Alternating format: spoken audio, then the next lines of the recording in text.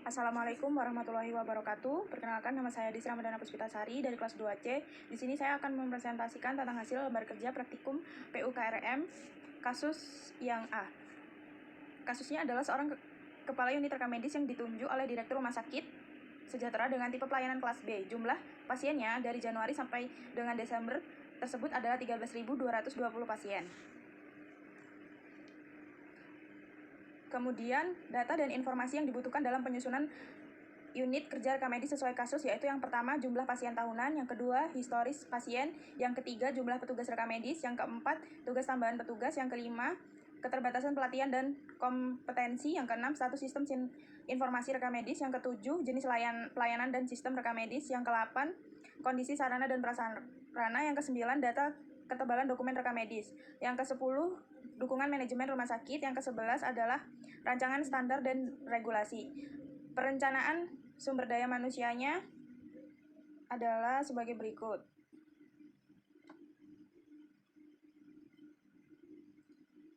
Yang pertama adalah menetapkan waktu kerja tersedia atau WKT. Waktu kerja yang tersedia dalam jam adalah 1.540 kerja tersedia yang dibulatkan dalam menit, yaitu 92.400. Kemudian untuk menetapkan komponen beban kerja dan norma kerja. Tugas penunjangnya untuk diklat yaitu 60 menit per bulan, untuk rapat bulanan itu adalah 120 menit per bulan, untuk bimbingan PKL-nya yaitu 240 menit per bulan. Yang ketiga, menghitung standar beban kerja. Dengan jumlah standar beban kerjanya 2.462.18. Rata-rata dari standar beban kerjanya adalah 307.752,2. Kemudian untuk menghitung standar tugas penunjang STP dan faktor tugas penunjang FTP. Faktor tugas penunjang FTP dalam persen yaitu 5,45. Untuk standar tugas penunjangnya 1,0. Kemudian untuk menghitung kebutuhan sumber daya manusia kesehatan di unit rekam medis yaitu 1,79 atau dibulatkan 2. Kesimpulannya adalah setelah dilakukan perhitungan ABK, dibutuhkan SDMK pada unit kerja rekam medis sebanyak 2 orang.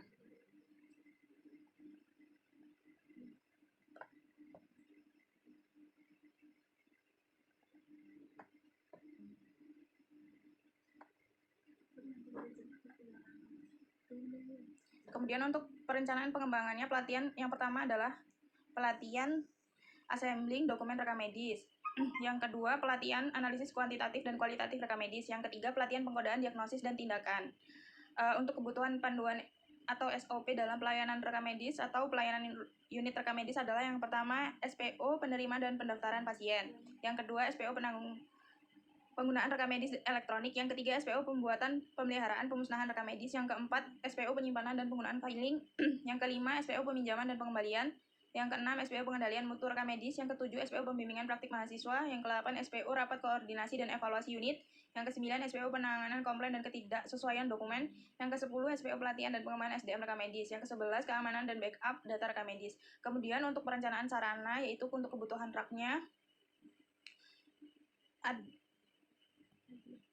untuk kebutuhan rak dalam 3 tahun terakhir, data jumlah pasien 3 tahun terakhir adalah 3.532 pasien. Estimasi jumlah pasiennya 21.192 pasien. Ketebalan 1 DRM-nya 1,17 mm. Untuk total ketebalannya adalah 24,8 meter. Kapasitas satu raknya 14,4 meter. Kebutuhan raknya adalah 2. Untuk sarana penunjangnya scanner dokumen, kursi dan meja ergonomis, lemari arsip tambahan, UPS, papan penanda dan alur prosedur, ATK cadangan, tempat sampah, kipas angin tambahan, alat kebersihan ringan, penandaan warna.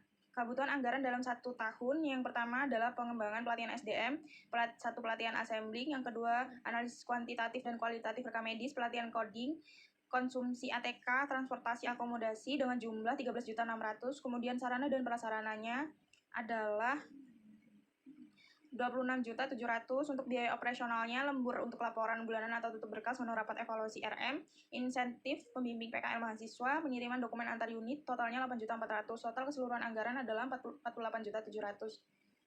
Sekian presentasi dari saya, kurang lebihnya mohon maaf. Wabillahi taufiq wal hidayah. Wassalamualaikum warahmatullahi wabarakatuh.